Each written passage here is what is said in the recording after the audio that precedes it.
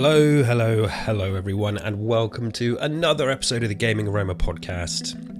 With me, your host, KDB, video game chat fueled by coffee on a Sunday morning. And it is still the morning, it's not quite 12 o'clock yet. I've been out this morning already on a Sunday to try and enjoy some of the sunshine and fresh air. But I'm going to talk some video games and try to stay on topic with video games and distract myself from the fucking mental, circus horror show that is the world right now.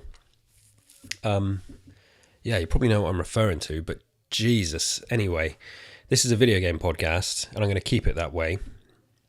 And I do have, basically a single topic for this episode. So it's been kind of another slow news week in the world of video games. But there's definitely one big hot topic. And that topic is Game Pass and Game Pass raising prices. And obviously the internet's gone crazy over that. I'm going to talk about what I've been playing as well a bit later. But it is the flavour of the week at the moment is the price hikes with Game Pass. So it got me thinking, I suppose. So for those that don't know, so Xbox have confirmed that they are raising the price of Game Pass, basically all the tiers of Game Pass that they've got, and they are removing the Game Pass core tier and replacing it with a new tier called Game Pass Standard. And there's been so much chat about this all week, discourse and opinions, and it's, I don't know, it's a weird one.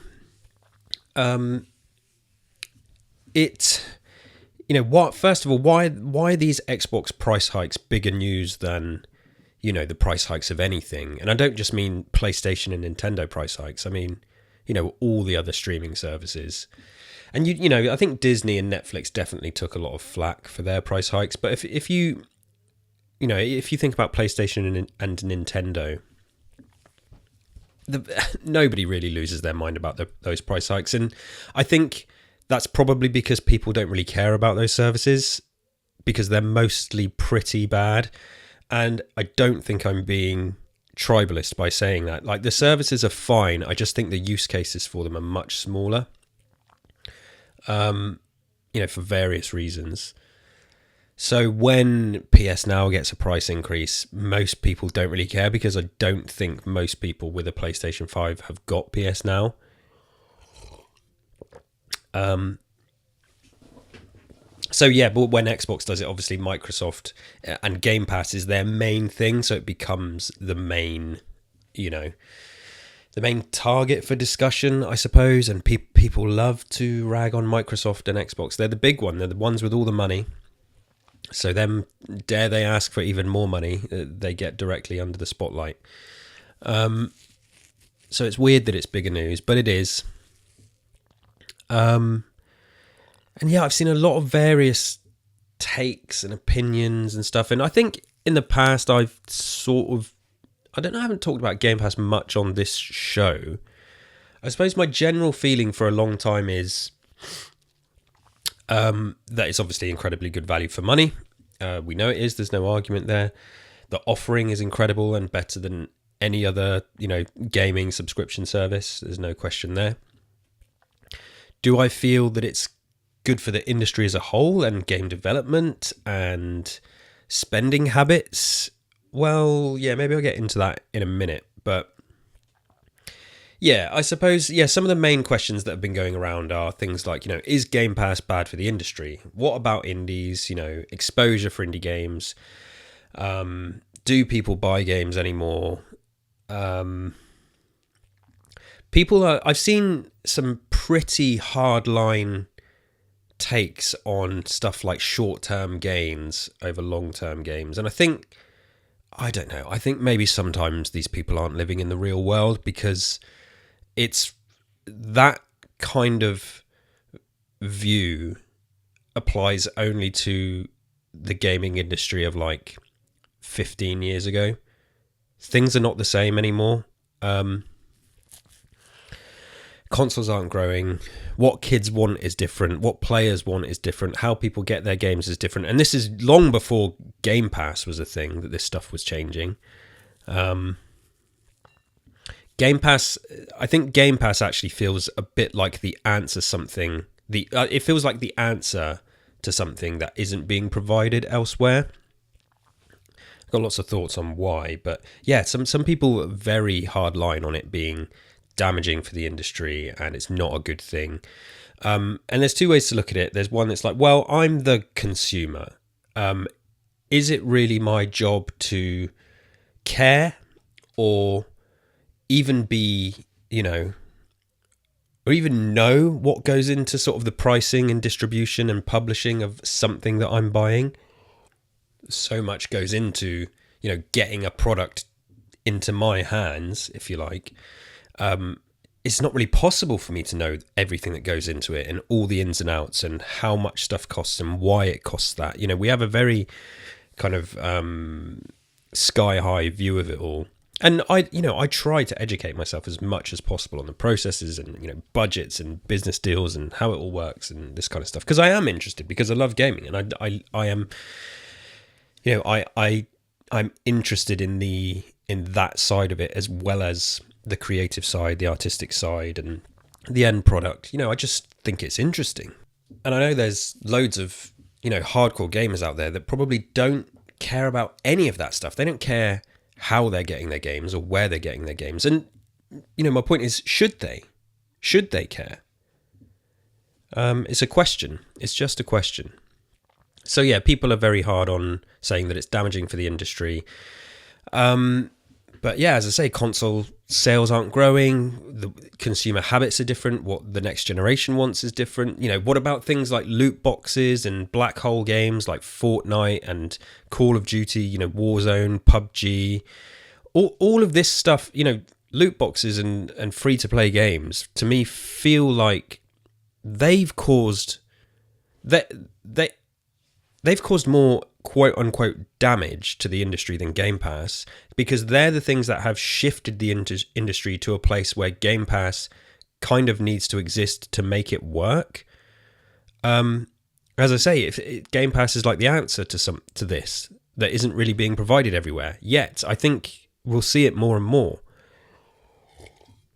Sony obviously does very well and sells many, many consoles, and I think that you just have to take a small look at the games that are played on PlayStation to know that it's nothing to do with the fact that it's a PlayStation that they sell so many consoles, because they're not the most played games on the console. Whereas I think if you looked at Xbox consoles, more people would have Game Pass, which is only available on Xbox, or PC if you include PC Game Pass, than the games themselves. Yeah, and it just kind of people's opinions of Xbox is weird. Like, I was talking to my nephew a little while ago, and he literally said to me that Xbox isn't making games anymore. And he's 16 and really into gaming, and I thought he kind of knew his stuff. Turns out he doesn't, because I had to let him know that that's not the case at all. And that's just the result of marketing, and PlayStation have done very well at marketing themselves as being a good place to play. I've said before on this show that I've had friends, who are not 16, friends who are my age, who thought that the only place you could play Call of Duty was on a PlayStation, on a PS5, when the new consoles launched. A couple of friends of mine were adamant that Call of Duty wasn't available on Xbox, and that's because PlayStation had the marketing deal. Because we live in a bubble, and if you're listening to this podcast, you're probably in that gaming bubble. And yeah, so what was I saying? Yeah, like free-to-play games and loot boxes, which started a long time ago. That feels like the thing that shifted the industry to where it is now. Plus demands. Now, I say demands for high-quality games. Is anybody out there demanding that games look photorealistic and, have these massive budgets to produce a certain level of production value? I don't know if anyone is demanding that. I think maybe if now in 2024, if games had stayed the same, production value, same fidelities, if the visuals were the same as the visuals and mechanics for the most part were the same as they were in 2013 or even earlier, late Xbox 360, PS3 stage, I don't think anyone would care. As long as the games ran and new games were coming out, I play games from 360 and PS3 era all the time. And many of them look fantastic. Some of them look better than games that come out now. So, yeah, was anybody demanding that games cost $250, $300 million and take 5 to 7 years to make? Or in the case of Suicide Squad, 8 years to make? I was going to say 8 games to make. I'm going around the houses a little bit, but I'm just trying to think about, because obviously Game Pass has been in the news, so I've been thinking about it a lot this week. And, I've been reassessing my value for Game Pass and what I get out of it. And I also did some math, which I'll get to in a minute, which might be kind of eye-opening. But yeah, so things started to change, and we've got bigger games with bigger budgets, longer dev times, smaller returns on investments for publishers. Things are changing, and because these free-to-play games have blown up in popularity, Minecraft, Fortnite, PUBG, as I've said, there's I'm forgetting them. There's loads out there. All this stuff that existed before Game Pass came along, which has shifted the industry to where it is, and is teaching people. A thing I see said a lot is that Game Pass teaches people to not buy games.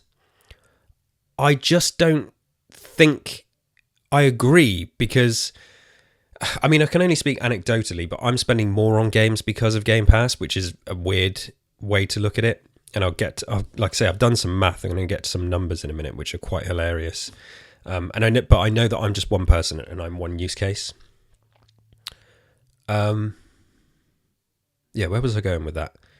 Yeah, so those people say that Game Pass teaches people not to buy games. I think free-to-play games teach people not to buy games. When free-to-play started to blow up even more and money was recouped via loot boxes, that model is the thing that lots of people have been chasing. And the reason that, studios have been getting shut down because stuff gets so expensive and people aren't buying games. And people are buying games for a start. That's just not true. You could say maybe Xbox players aren't buying as many games because of Game Pass. It's like, yes, but their spending is just being spent. They're spending in a different way, and it's up to a company like Microsoft to ensure that this new method of spending allows the platform and the developers to remain sustainable. Now, is it working perfectly? No, but it's not working anywhere in the industry. But it feels like Microsoft and Game Pass is the only one that's trying to do something about the imminent change that's coming. Now, speaking of change and stuff that's coming, the Switch 2 is on the horizon. I'm fairly certain that's going to do incredibly well and everyone's going to turn out and buy it. Switch is a funny one. It's like lots of people who aren't hardcore gamers buy Switches, and then lots of people who are hardcore gamers buy them as well as the other console that they've got. But are Nintendo going to be able to reap that model for decades to come? I don't think so. Sony are already moving away from their exclusivity and putting stuff on PC, and that Horizon Lego game sounds like it is going to Xbox as well, and that's so funny to see Sony even eventually letting their IP, because it is that, even though it's Lego, Horizon is their IP, that it now may end up on Xbox. So yeah, it's changing. The models are changing. The spending is changing. Development and time, it's all changing. I'm not sure what the answer is beyond, as I said, stripping everything back and going back to Xbox 360 and PlayStation 3 level, production value games. How else do you do it? I wouldn't mind that. Smaller games, obviously, I wouldn't mind as well. I do think, AAA is changing. Again, it's another, I'm repeating myself, but I've said it on previous episodes, indies are sort of here to to save things in a way, and AA is becoming more appealing than ever. And we're just going to see fewer and fewer AAAs because it's just not possible. And I am rambling a bit, but yeah, so is it bad for the industry? I think the industry is not what it was. I think the industry is in flux. I think the industry is still figuring out what it wants to be. So it's difficult to say if it's bad for the industry. You could say it's bad for the old model, but that old model is not sticking around. It's just not possible. Sony released one first-party game last year, and it was a licensed game. It was a Spider-Man game. That's not the old way. That's not the existing model of gaming that we knew and loved. And what about indies? I mean, yeah, I've seen that another thing where people say that Game Pass is bad for indies because, it reduces exposure. And that's just so categorically the opposite of what happens. I know I'm not alone in this because I've seen people kind of repeat what I'm about to say. And that is that I've played more indie games in the last few years than I have in any previous year combined. In all the total years previous to that combined. And that is thanks to Game Pass. Games that I would have never bought, games that I would have never seen because they don't have big marketing behind them. And Game Pass put them in front of me and put them on a plate. And so I played them. And some of them I bought after because when games go on Game Pass, you get to buy them at a discount as well. Games don't stay on Game Pass forever. Maybe an indie game comes onto Game Pass and, gets its buzz, disappears off Game Pass, and then later when someone's looking to spend some money or another marketing beat comes up, people are recommending it to them. Maybe some DLC comes out or a sequel, God forbid a sequel to games. Some of them don't even get the chance these days. So is it bad for exposure in indies? Just no, it's not. I don't see how it is because it's putting... Now, okay, I suppose the caveat is you could say there's too many games. There are loads of games that get made and released like every week, every month. It's funny because you can look at the games that come to Game Pass, but then if you just go to like the Xbox store page and see all the games that are released, there's like 20 other games that are not on Game Pass but are indie games. Some of them look cool, some of them don't, but I often will scroll through because that's part of my habit. That's part of me looking to see what's out there, to see if anything takes my fancy. And I've bought indie games that are not on Game Pass. Tales of Kenzara is a perfect example. Although, again, that was an EA, I think that's an EA original, so can you call it an indie game? Maybe not. It didn't have a massive marketing beat behind it. The only reason I heard of that game is because I'm a fan of the voice actor, the actor who runs the studio that made the game, and I follow him on Twitter, and that's how I knew that game was coming up. If I didn't follow him on Twitter, I may not have ever heard of it. So you can see that loads of games come out on the store that don't come to Game Pass that maybe do get lost in the shuffle, but that's nothing to do with Game Pass. That's just the fact that loads of games are being made all the time. There's too many games. But do indies that go on to Game Pass suffer from getting buried? No, they don't, because they're right there in front of me. I can't miss it. If you're part of the Xbox ecosystem, you're gonna see it. So I think it's good. So like I say, I've played and bought more indies in the past few years, and that is largely in thanks to Game Pass. And Game Pass offers the deals on the purchases, as I just said. So, that's good there. So say, does Game Pass teach us not to buy games? Not me. I'm buying more games than ever before because the discounts are pretty good. I generally try to buy physical, but sometimes the digital deals are really, really good. And they never used to be. That's kind of like a fairly recent thing, the past year or two. Yeah, so it is weird to me when people say it's bad for the industry, it's bad for indies. Oh, and indie developers are saying this. Well, not all indie developers, because loads of indie developers are saying that Game Pass is really good. This smaller developer that might have had nobody hear of their game, they can, take a bag of money from Microsoft, get onto Game Pass, and it gives them exposure that could eventually down the line lead to more sales. If the game is good. The game still has to be good. You can't pretend that we just need to buy and support every single game that comes out. No, they need to be good. They need to appeal to somebody. Yeah, so I want the industry to thrive, but I am seeing it thrive in kind of different ways, and that point about indies to me is a big part of it. Do I need to see AAAs thrive? I don't know. Like, not really. Like, I don't need 10 AAA games every year. I'm quite happy with smaller games. Yeah, and I just find it hard to... I suppose one thing I didn't say at the start is, okay, so Game Pass, these prices have been increased. I don't want the prices to be increased. I'm not defending price increases here, but I'm trying to look at it from, like I say, the kind of customer opinion, the video game fan opinion, and then just kind of from like a broad, general, objective business view. But yeah, I think the discounts that Game Pass gives makes me buy more games. I'm playing more games. If I use Game Pass, I'm playing more games, which enhances my love for games even more, which makes me buy more games. So it kind of helps my hobby grow and flourish. Yeah, and is it up to me to worry about how the developers are getting their money? I always would love to know that it's directly going to them, but they've made... they're making a game. They've decided to make a deal with whoever to go on a subscription service, and it's like, okay, you've done that now. You clearly felt the deal was good for you to make money to be on Game Pass, so I don't need to worry that your game is on Game Pass, right?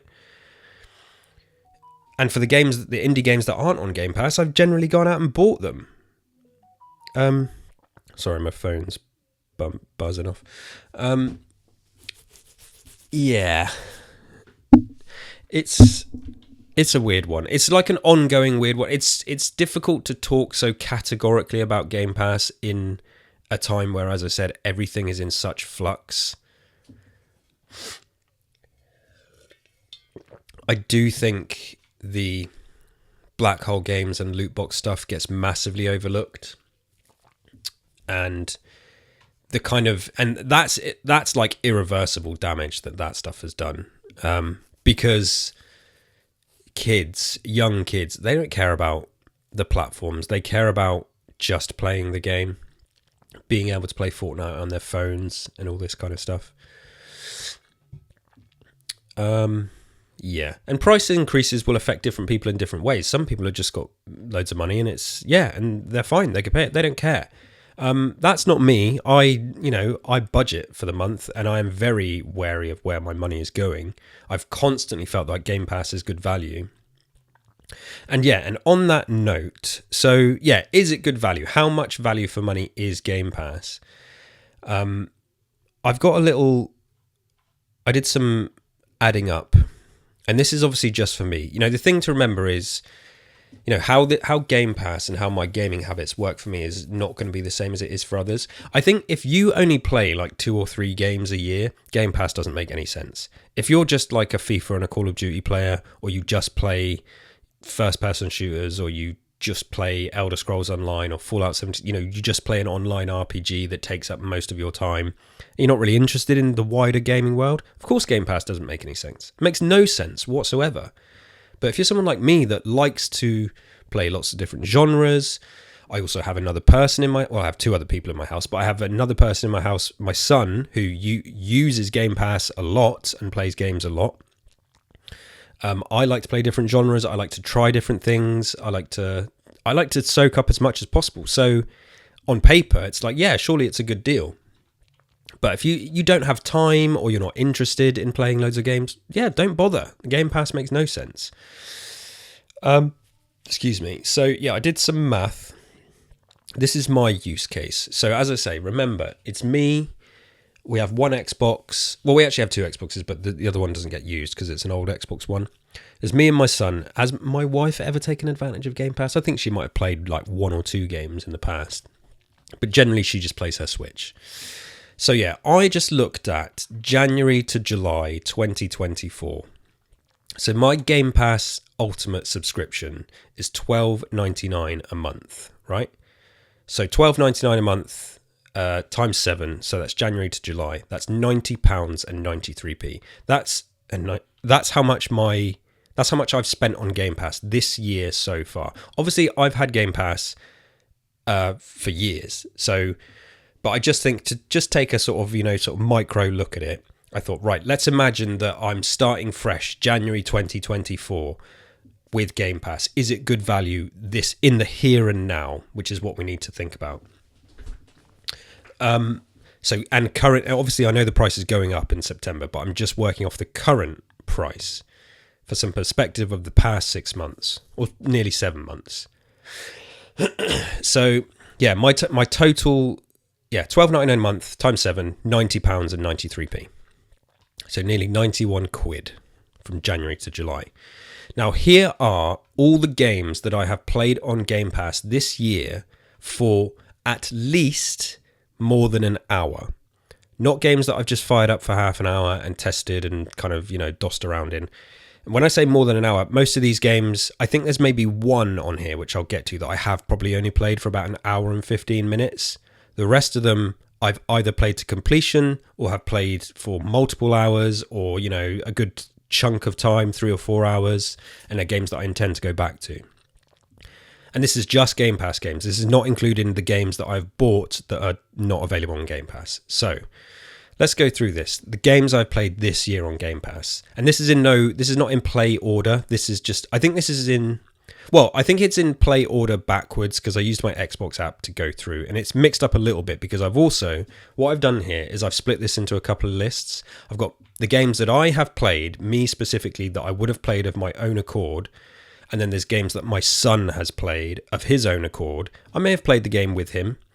And then there's games on my side that he may have played with me. But I've kept my list to games that I just would have played myself because I'd heard good things and it looked fun or whatever. So for my games, January to July, Little Kitty Big City. And I'm going to list the costs of these games as I go, right? So remember, I paid £90 and 93p for nearly 7 months this year. For the games that I played on Game Pass this year, Little Kitty Big City, it's £20 and 99p. Hot Wheels Unleashed 2, £44 and 99p. Humanity, £24.99. Still Wakes the Deep, £29.99. Callisto Protocol, £54.99. Banjo-Kazooie, £9.99. Doom 3, £7.99. Viva Pinata, $11.99. Kona, $11.99. Lords of the Fallen, $59.99. Now that is the game that I have just played for about an hour and 15 minutes. It's incredibly hard and there's a lot of systems to learn. I plan on getting back to it. Another Crab's Treasure, $24.99. Hellblade 2, $49.99. Hellblade 1, $24.99. Jedi Survivor, $69.99. Evil West, $49.99. Warhammer Bolt Gun 40k, $17.99. FIFA 22.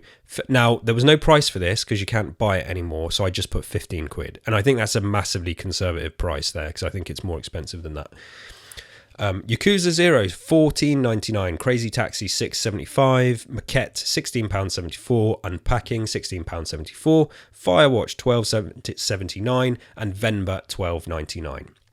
The total for all of those games that I've played just through Game Pass, January to July, is £611 and 84p. So instantly you can see my Game Pass sub has paid for itself 10 times over, all right, not 10 times over. That's an exaggeration. It's like 8 times over, roughly. Now, let's add on the games that my son has played. Some of these he plays just by himself. Some of them I play with him. Plants vs. Zombies Garden Warfare, $17.99. Paw Patrol World, $34.99. Plants vs. Zombies Battle for Neighborville, $17.99. Bluey, $34.99. Little Gator Games, $16.74. SpongeBob Battle for Bikini Bottom, $24.99. Nickelodeon Superstar Brawl 2, $39.99. That's just come to Game Pass, by the way, this past week. Goat Simulator 3, £27.24. So my son's games together are £214.92. Add that with my games, £826.76. There's a lot of games there, and that's a lot of game time. Now, also, you could add to this games that I have returned to. These are games that I haven't bought, but that I have played on Game Pass this year for a substantial amount of time. Flight Simulator, $59.99. Diablo 4, $49.99. Starfield, $69.99. Ghostwire Tokyo, $59.99. £239.96 altogether. So adding together games I've played this year, games my son's played this year, some of them I've played with him, and games that I've returned to, which, you know, I either bought last year or, you know, or they came out on Game Pass last year, but I've come back to them this year, because you can only play them if you have an active Game Pass subscription. But I included them as an add-on because it's like, well, I still got decent amount of game time out of it. So altogether, so yeah, this year my son's games and games I've returned to, £1,066.72, based off the sub of £90 or nearly £91 for 7 months. Is it value for money? Yes, it's incredible value for money. And I have been quite, shall we say, I've left loads off. For example, 1, 2, 3, 4, 5, 6, 7. There's 8 Gears of War games on Game Pass. I've played all of them many times this year. Resident Evil 2 and Resident Evil 3 Remake came to Game Pass. The Japanese versions, I replayed those games. Games like Dead Rising and other games I've tested, Farming Simulator 2, games that I've just jumped in for like 10 minutes. I've left a load of these off, and still there's about a grand's worth of games that I've played just in the past 7 months, and it's cost me £91 to play those games. Now, is it up to me to worry how Microsoft is getting money back to the studios that makes these games? Not really. But do I care? Yes, of course I care. Of course I care. Which is why, on the flip side of it, I will buy games. And I will buy games when they leave Game Pass. Game Pass? Game Pass.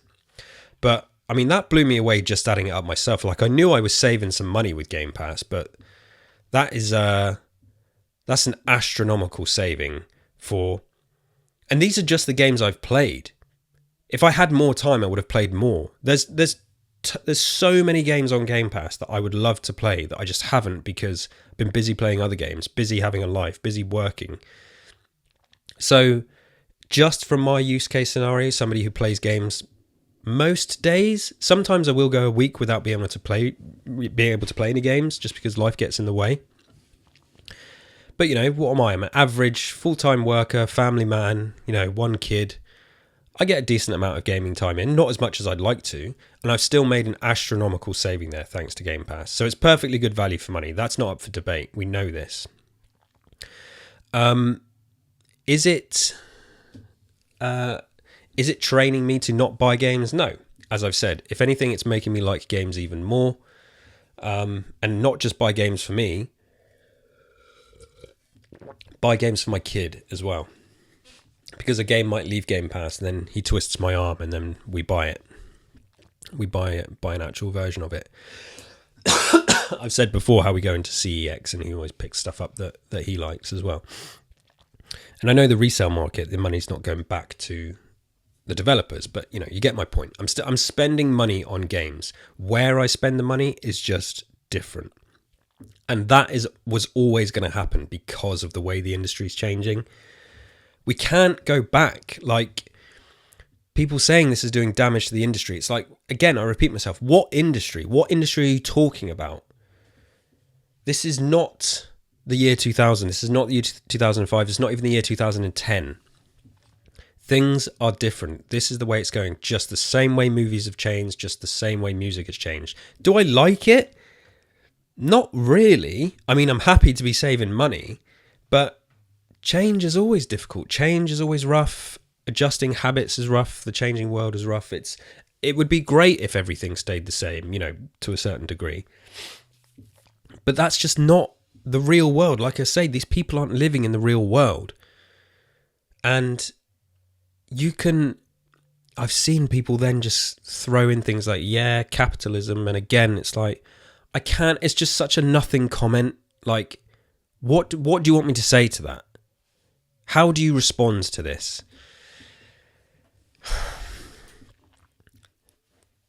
As long as nobody's dying, most people are being kept in work, which I know they're not, because the industry is is in flux. Well, I say the gaming industry is in flux. It's the world is in flux. It's the economy and the economy of gaming. It's not just exclusive to the gaming industry. This is happening everywhere. So I'm very reluctant to look at studio closures, which, as you know, lest we forget, are happening everywhere, not just at Xbox.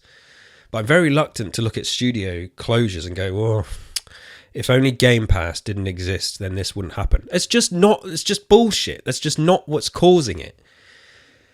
And I'm not proclaiming to be some kind of economical expert, because I'm not. I just try to, I try not to be flippant about it.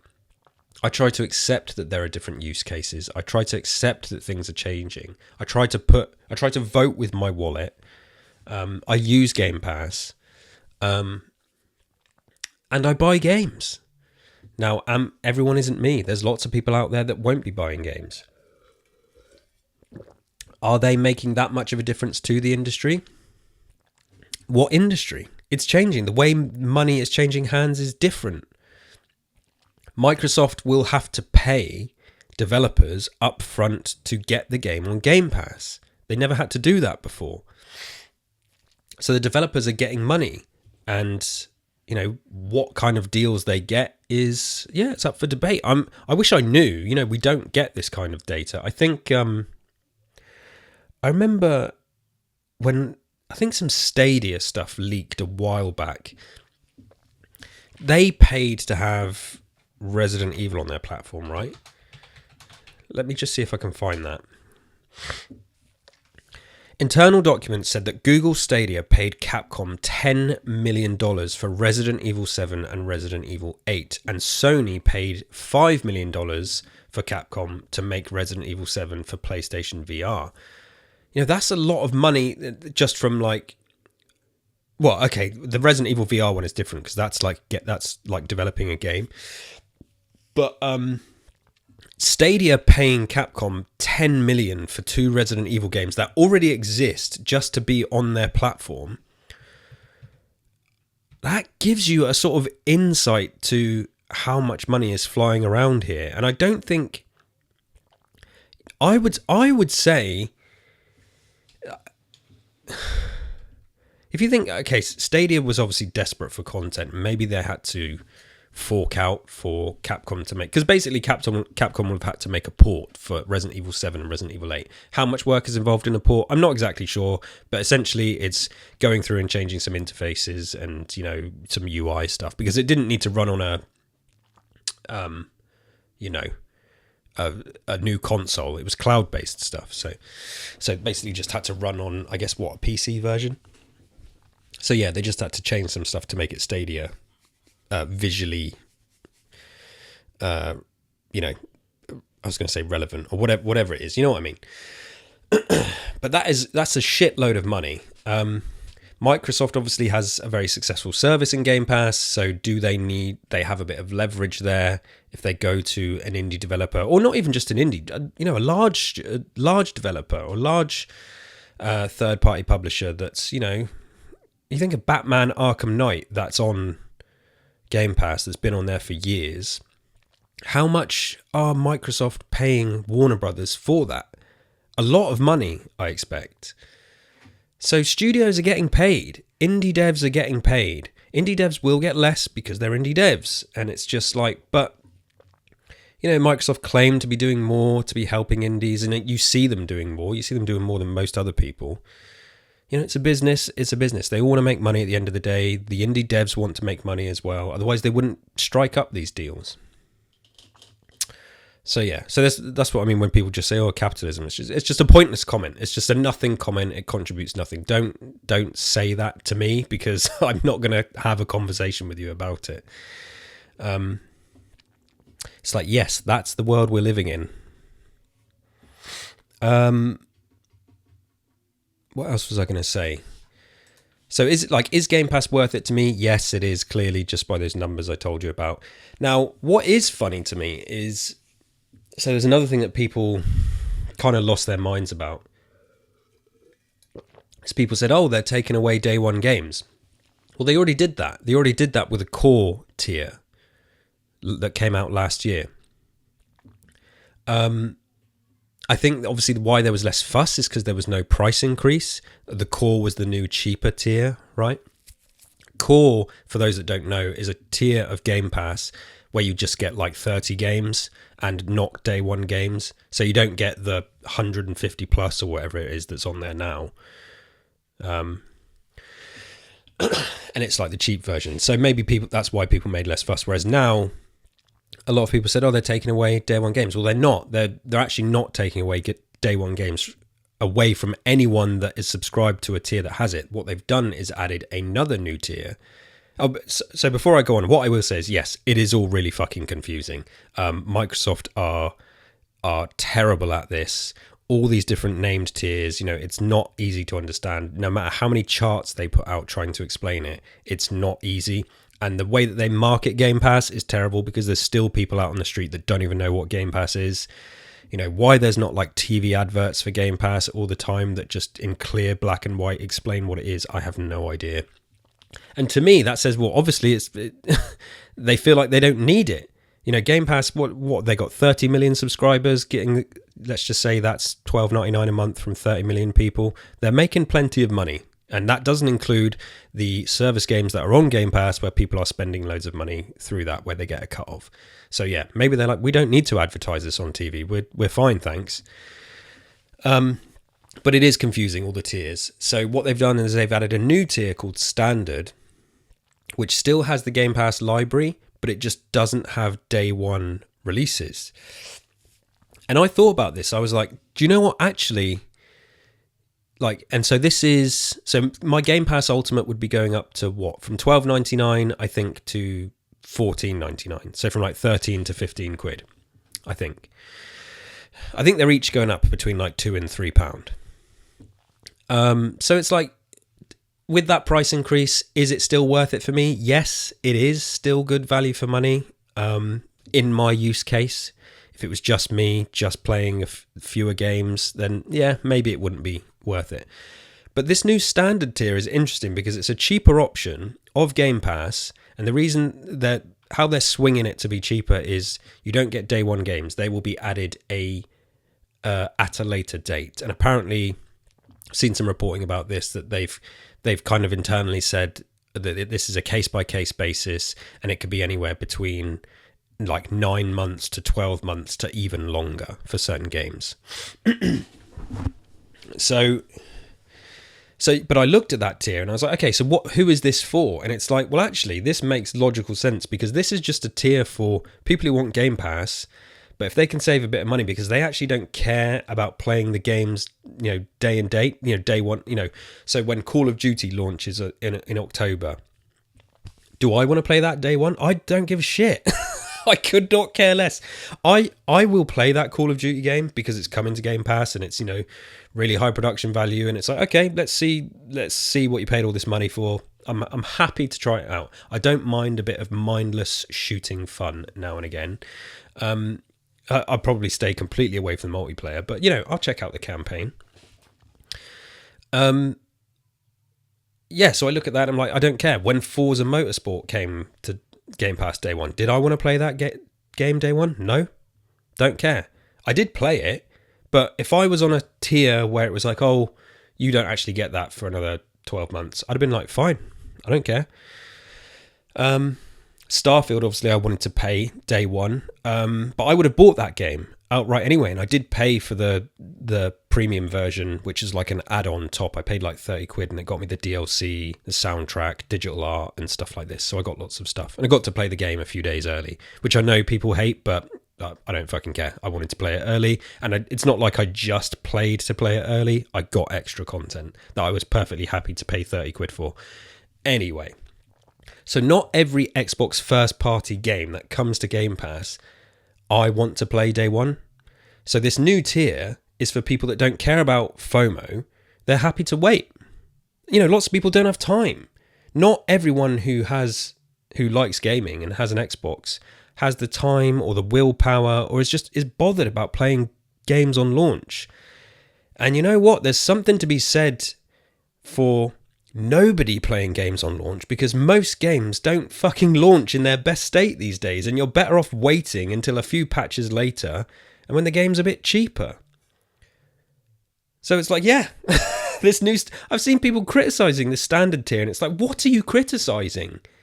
More options for people, for the customer, is not a bad thing. You can criticise Microsoft for their marketing and how confusing it is all you want. Knock yourself out. But to say that this is a bad thing, I just don't get it. I don't know. Yeah. Like I say, I've been reading and listening to a lot this week, different takes from different people. And, so much of it is geared towards hatred for Game Pass. And it's just like, I don't get it. I do not get it.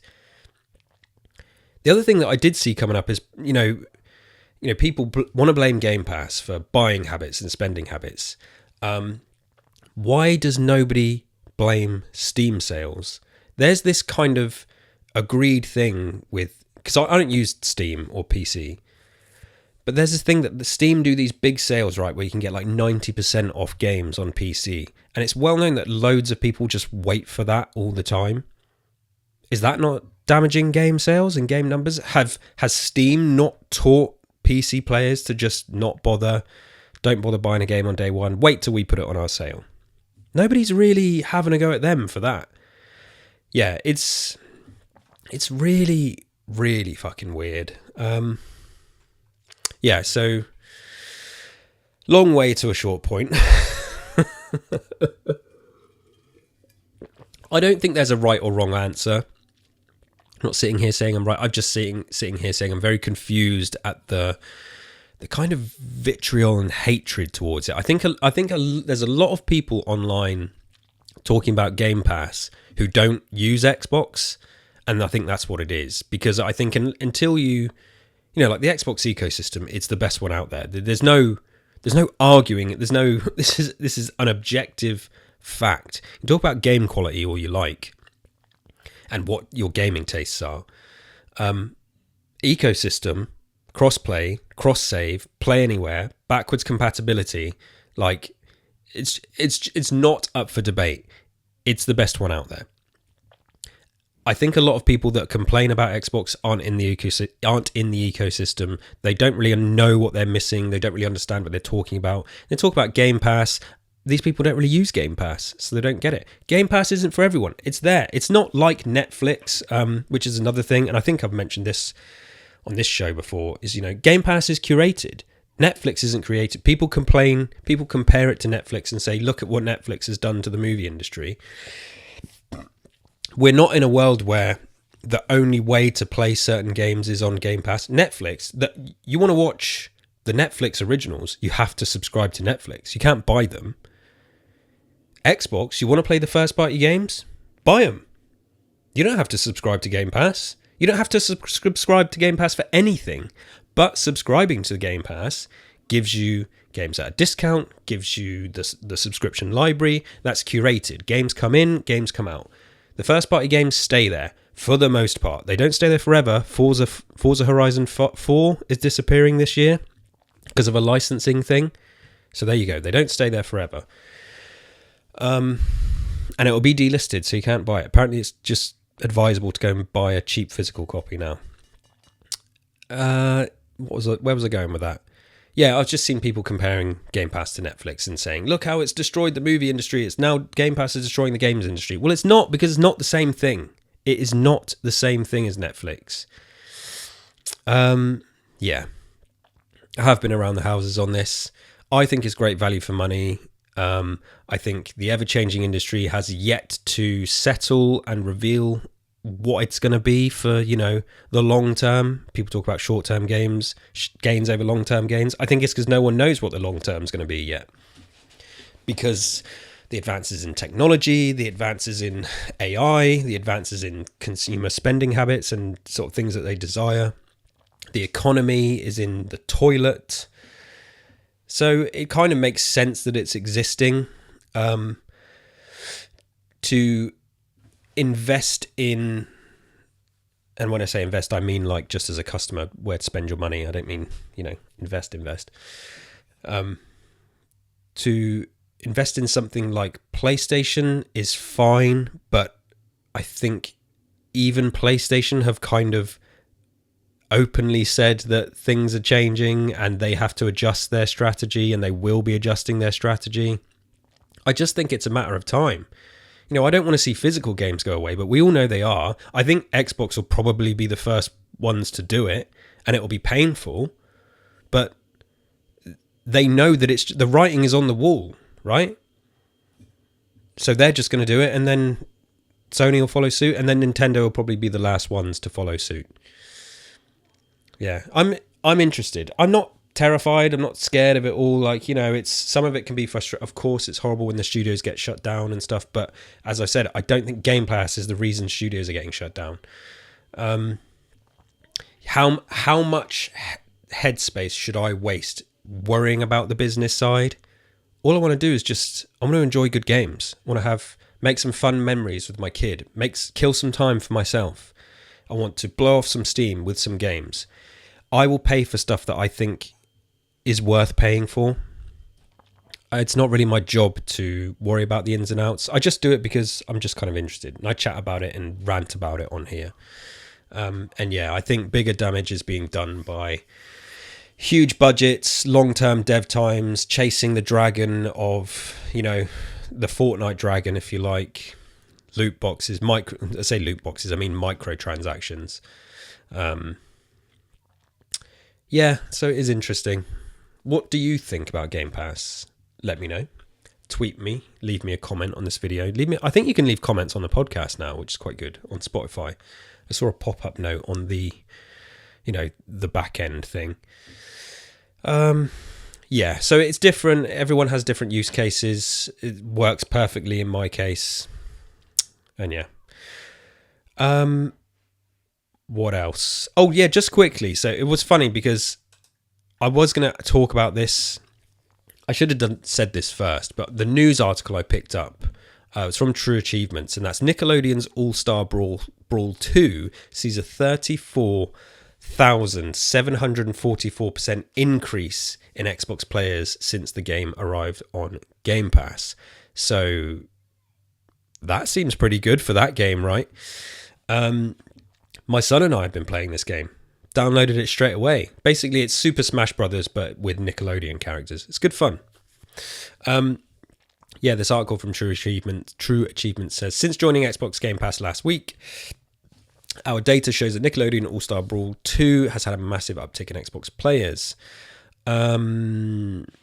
Let's just have a look at some numbers here. Using a sample of over 2.4 million Xbox accounts, Nickelodeon All-Star Brawl has managed to make its debut in our gameplay chart, slotting in at 19th for the week after seeing a 34,744% increase in Xbox players hopping in that week. That's an impressive climb up the chart, considering that Game Mill Entertainment, that's who makes the games, Brawler, was 1,628th most played on Xbox game just the week before, and it's jumped up to 19th. I don't think Game Pass is doing any damage to that game, because there's loads of people playing it, and it has microtransactions, so yeah, people are getting in game time. Those numbers will be seen to be spiking by the people that make the game. Will they get some more content out? Will they discount the game when the game goes out of Game Pass? If people get into habits of playing it, when the game goes out of Game Pass, people are going to buy it at a discount so they can keep it in their collection because they've been exposed to it. So, yeah, kind of case in point, really. It's good and bad. It's a bit all over the place. I think it's more good than bad. In an industry that needs to settle itself out, I'm perfectly fine with Game Pass at the moment. I think if you have an Xbox, there is no reason not to have it, specifically now this new standard tier that's coming out. Like I say, if you don't care about playing games the first party games day one, you just get them at a later date, fine. Save some money.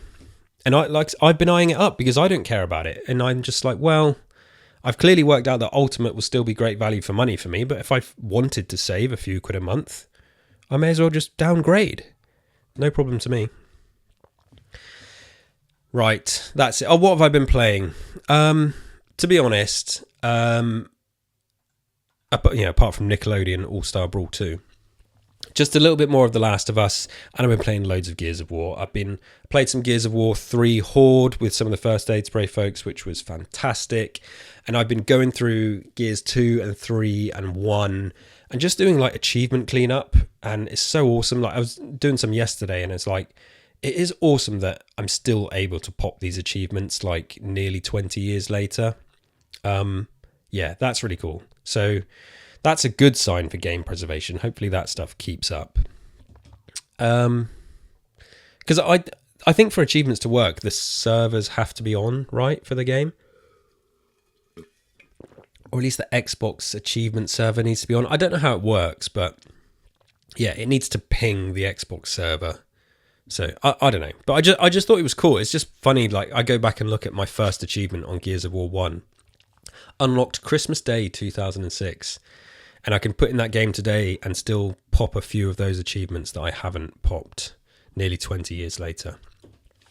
So yeah, still playing The Last of Us. I'm about halfway through. I'm going to do a proper little kind of overview on that when I finish it. What is coming out? Games releasing July 2024.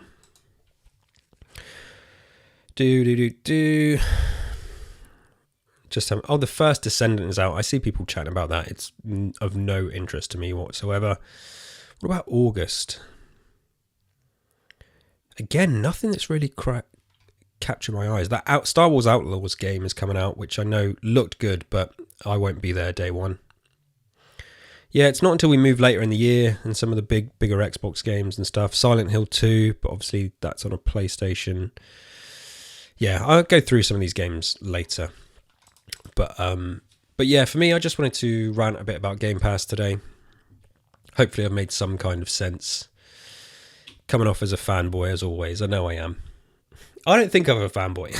I've said this before. I'm not pro, Microsoft. I'm pro consumer. I'm a consumer for fanboys. No, I'm a fanboy for consumer. A consumer for fanboys? That sounds disgusting. Anyway, it's all a bit wild out there right now in the world. I hope wherever you are, things are doing okay. I hope you could just chill out and have some fun with your games, your game console, wherever you play. I'm going to play some games this afternoon with my son. Maybe some more All-Star Brawl 2. Maybe some more Gears of War. I'm going to be using Game Pass though. Right, I'll leave it there. Thanks, as always, for listening. Please rate the podcast, subscribe on YouTube, tell your friends, tell your relatives. Until next time, bye, bye, bye, bye, bye.